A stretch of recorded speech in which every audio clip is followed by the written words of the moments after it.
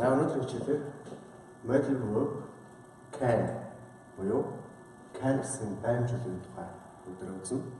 За can гэсэн баймжуулалт нь ер нь баймж өгүүлэг нь дангаараа бид аж утга санаа илэрхийлж чаддаггүй. Ихэнхдээ өгүүлэгтэй нийлж утга санаа илэрхийлдэг ийм өсөлтийг modal verb буюу баймжуулалт бичлэг байна. Тэр өнөөдрийн хичээлээр бид нар can гэдэг үгийн өнгөрсөн цаг could гэсэн баймжуулалтын тухай үзнэ. За can гэсэн баймжуулалт. Can гэсэн баймжуулалт нь нэгдүгürt нь чадварыг илэрхийлэх.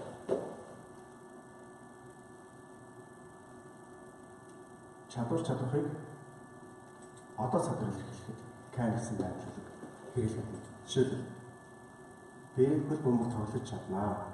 Жишээлбэл I can play сакс basketball. Би сакс тоглож чаднаа. I can play basketball. За can гэсэн баймжуулалгаараас шууд үйл орчиж байгаа. За энэ дээр нэг онцлог нэг өгөхөөр can гэсэн баймжуулалгаараас орсон үйл хоригддог. Жишээлбэл тэр эрэгтэй хоол хийж чаднаа гэж байна. Тэгвэл he can cook. За тэгвэл can гэсэн үйлгээрээс баймжуулалгаараас орсон үйлг огт хоригддоггүй гэдэг юм ялгаж байна. За чадварыг одоо садар илэрхийлэх батлаг хэлбэр дээр өгүүлбэр маань юм байна. Одоо үгсчсэн. Чи дуулж чаддаггүй шүү дээ гэж байна.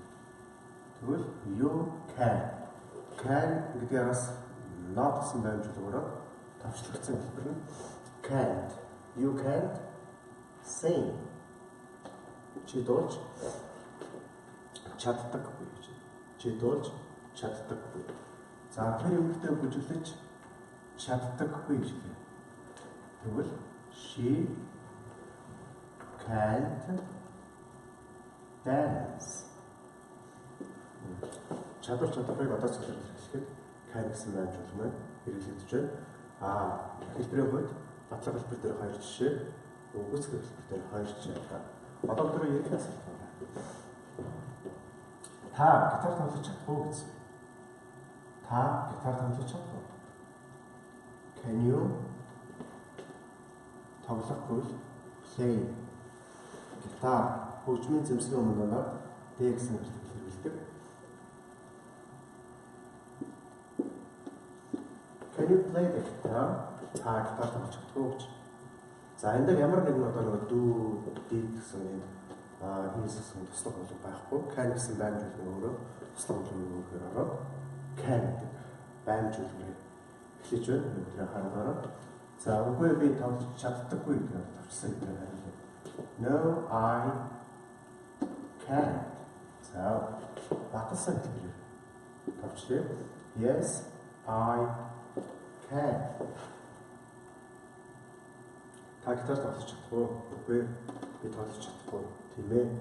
Би тоглож чаднаа гэж. Сайдч үү. Одоогоос одоо гэж яваа. Танай охин чинь уншиж чаддаг юм.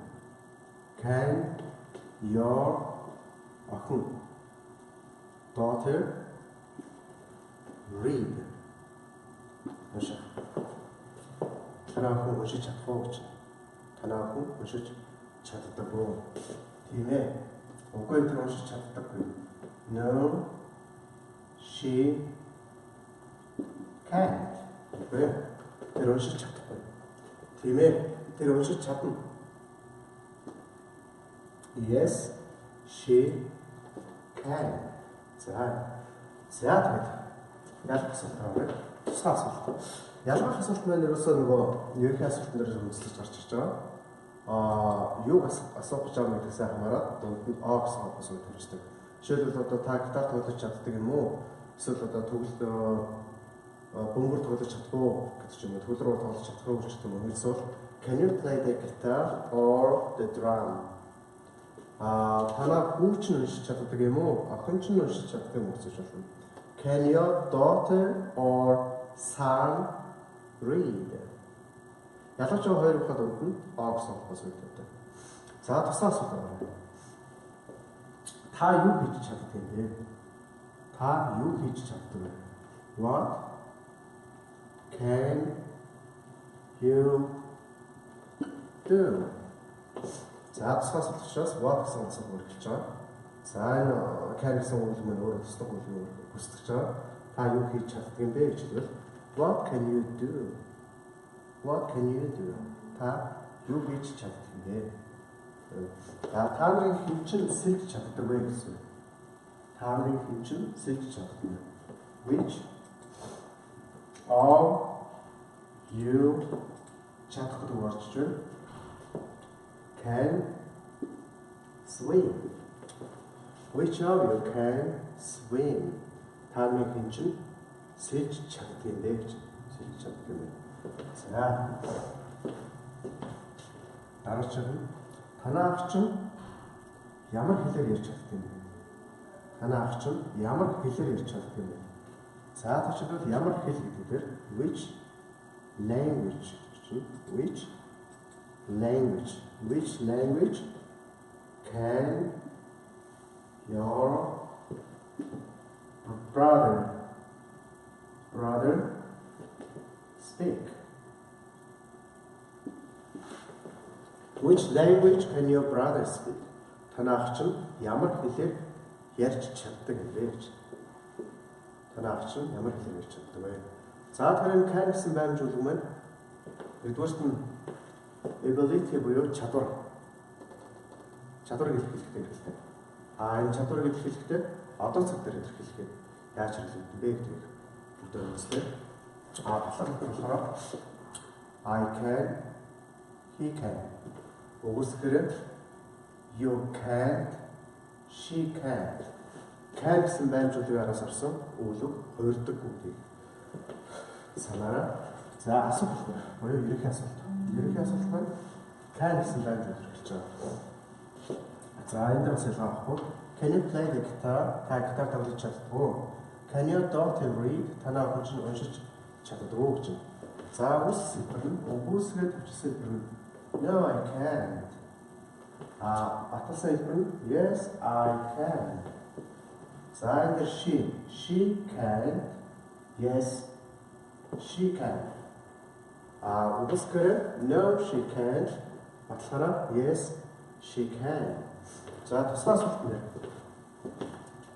Тусгай асуулт маань асуух хэрэгтэй учраас тэгэхээр асуух орсон байна. За тэрний дараа can гэсэн байрмжуулалт үүсэж байна. What can you do? Та юу хийж чаддаг вэ? Which of you can swim? Та нарын хэмжин сэлж чаддаг вэ? Which language can your brother speak? Танаа ах чинь ямар хэлээр ярьж чаддаг юм бэ гэж. За тэгэхээр энэ байрмжуулалт маань эхнийх нь одоо чадварыг илэрхийлэхдээ монгол хэлний орчуулгаттай яг юу гэж хэлэх вэ гэхээр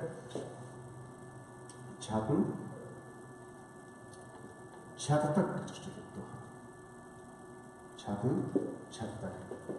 За байрмжуулалт маань чадварыг одоо садар илэрхийлэхдээ яаж илэрхийлэх вэ гэдэг үзлээ. За тэгвэл гараач хоёрдугаарт нь can гэсэн байрмжуулалт маань боломжийг илэрхийлэх.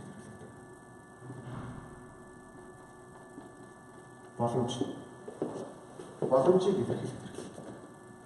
За энэ тохиолдолд монгол хэлээр юу гэж хэлэх вэ гэхээр түрүүн чадварыг илэрхийлэхдээ чаддаг гэж орчуулж үзсэн. Тэгвэл боломжийг илэрхийлэхдээ монгол хэлээр болно гэж хэлж байна. Өөрөлдөл can гэсэн байрмжуулалт маань болно гэснийг бас илэрхийлж болдог байна. Зааш та нар явж болно гэж хэлээ. You can go. За энэ тохиолдолд утга нь can гэсэн байрмжуулалт чаддаг гэсэн утгаар орчуулахгүй болно гэсэн утгаар орчуулж байна. You can go. Та нар явж болно. За чи миний компьютерыг ашиглаж болно гэж байна. Тэгж хэлвэл you can use. You can use my computer. За. Can гэдэг маань энэ тохиолдолд болон гэсэн утгаар хэрэглэж байгаа. Ярианы хэлэн дээр энэ бол нэлээд хэрэглэгддэг. За, мөн батлан хэлбэр дээр хэрэглэхээс гадна асуулт хэлбэр дээр хэрэглэдэг. Жишээлбэл би энд сууж болох уу гэсэн үг. Би энд сууж болох уу?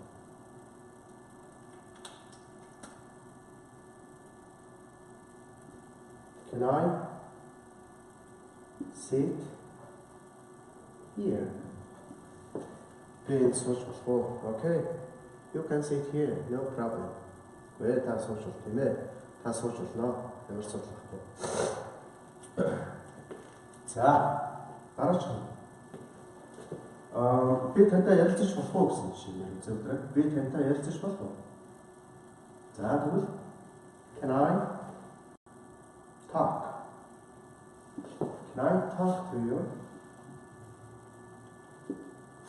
За. Can I talk to you гэдэг нь би тантай ярилцаж болох уу гэж. За тэгвэл дээр чаддаг гэсэн утгаар хэрэглэжсэн бол одоо хоёрдугаарт нь can гэсэн байршуулга маань боломжийг илэрхийлж монгол хэлний болон сутгаараас илэрхийлэх. Болгон сутгаар илэрхийлэгддэг ийм тохиолдол бас байдаг бахан. Тэр бол can гэсэн байршуулга хоёр дахь хэрэглээ гэж ойлгож байна. За гуравдугаарт нь ээлжээр хүсэлтэд илэрхийлэх хэрэглэдэг. Ээлжээр хүсэлтэд илэрхийлэх хэрэглэдэг. За энэ тохиолдол яах вэ гэхээр can гэсэн байршуулга маань чадна, чаддаг, болно гэсэн утгаар биш тэгнүү, ингэнүү, тэгээч, ингээч, англиар бол please гэсэн ийм утгыг илэрхийлдэг байна. Жишээлбэл та өөрийнхөө тухай ярьж өгөхгүй юу? Та надад өөрийнхөө тухай ярьж өгөхгүй юу гэж хэлвэл can you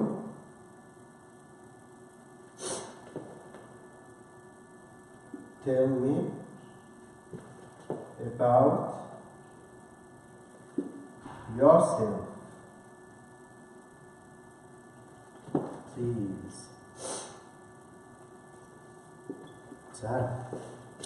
За энэ тохиолдолд монгол хэлээр орчуулгахдаа та надад өөрийнхөө тухай ярьж өгөхгүй юу? Өөрөлдөл хэн нэгэн хүнээс өөрийнхөө тухай ярихыг ээлжээр хүсвэл ийм хэллэгийг хэрэглэж ярьж болох нэ. За мөн анх удаа гадаад хүнтэй уулзаад ярих гэхдээ маш хурдан ярь авчдаг. За энэ тохиолдолд та жоох удаа ярихгүй юу гэж нөгөө хүнээс ээлжээр хүсэв. За тэгвэл та юу хэлэх вэ? Can you speak? Арай жоох удаа ярихгүй юу? More slowly. Please. За. Can you speak more slowly, please? Та жоох удаа ярихгүй юу? Арай жоох удаа яриад өгч гэж. За мөн бидний хамгийн сайн мэддэг та надад туслаач, та надад туслахгүй юу гэсэн. Энэ бас жишээ дээр авч үзье. Can you help? Can you help me? Та надад туслахгүй юу? Та надад туслаач гэсэн. Ийм утгаар хэрэглэж байна. За. Мөн миний цүнхийг дамжуулаад өгөөч. Миний одоо тийм юм дамжуулаад өгөөч. Ийм юм дамжуулаад өгөөч гэж хэлвэл Can you дамжуулах pass? Can you pass my bag, please? За та надад та миний цүнхийг дамжуулаад өгөхгүй юу? Та дамжуулаад өгөхгүй юу гэж миний цүнхийг дамжуулаад өгөөч. За гэх мэтэр хэлж болно. За бас нэг жишээ. Та нэрэд хад хэлжээ гэж. Та нэрэд хад хэлэхгүй юу? Гэвэл can you say your name again?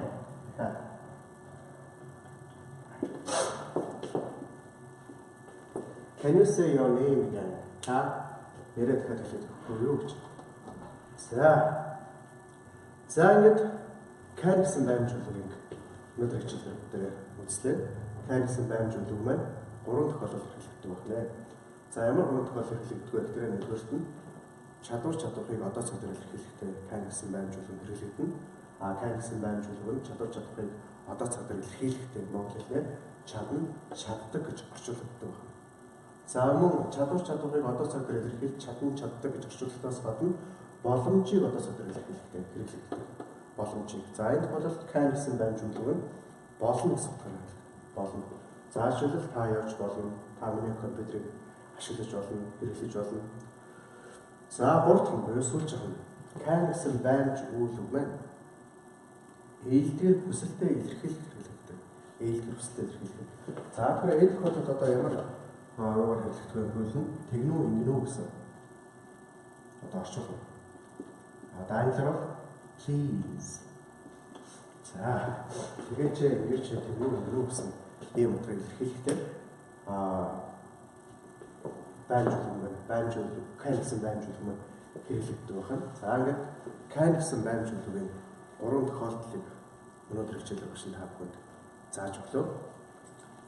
За тэгээд дараагийн хичээлүүд дээр баймжуулгууд маань үргэлжлээд явна. Дараагийн хичээл дээр бүгдээ can, could, should, would, may, must, have to, might гэсэн эдгээр баймжуулгуудыг цуглаар үзэх болно. Ингээд өнөөдрийн хичээл энэ хүрээд өндөрлөж байна.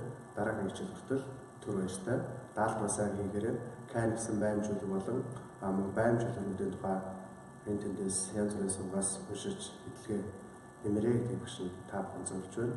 Ингээд анхаарал тавьсанд баярлалаа. Баяртай.